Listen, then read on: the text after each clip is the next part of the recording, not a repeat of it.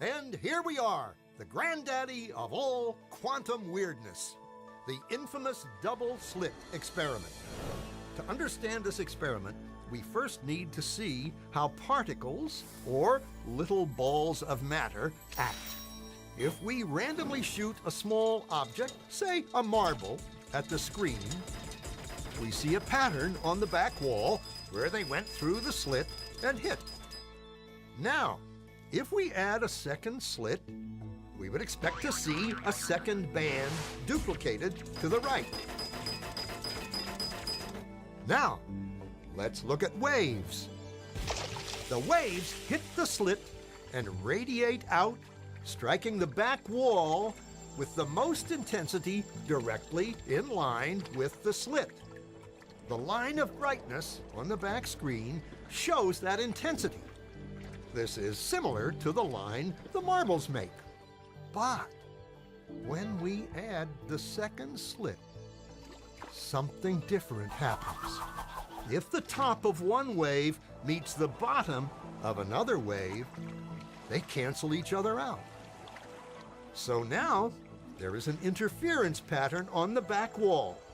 Places where the two tops meet are the highest intensity, the bright lines, and where they cancel, there is nothing. So, when we throw things, that is, matter, through two slits, we get this, two bands of hits. And with waves, we get an interference pattern of many bands. Good so far. Now, let's go quantum.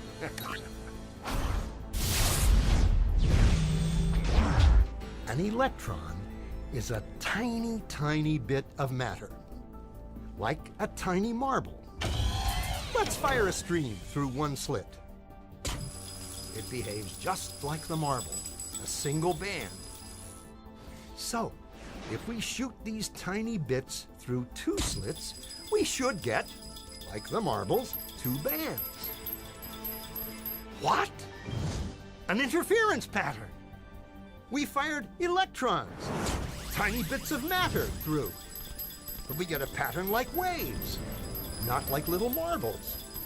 How? How could pieces of matter create an interference pattern like a wave? It doesn't make sense. But physicists are clever. They thought, maybe those little balls are bouncing off each other and creating that pattern. So, they decide to shoot electrons through one at a time. There is no way they could interfere with each other.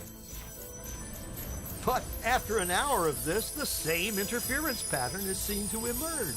The conclusion is inescapable. The single electron leaves as a particle, becomes a wave of potentials, goes through both slits, and interferes with itself to hit the wall like a particle. But mathematically, it's even stranger. It goes through both slits, and it goes through neither. And it goes through just one, and it goes through just the other.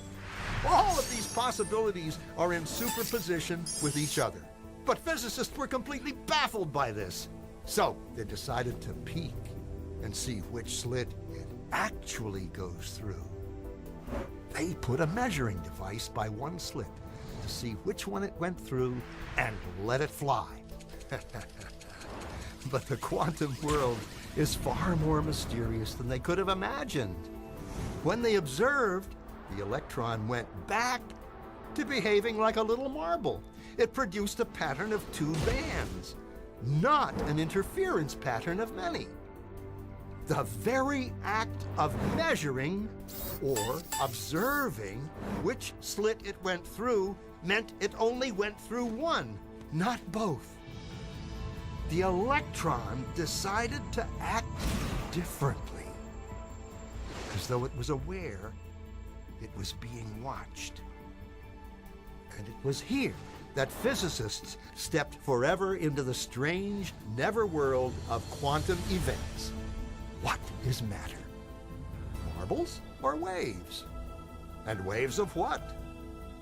And what does an observer have to do with any of this? The observer collapsed the wave function simply by observing.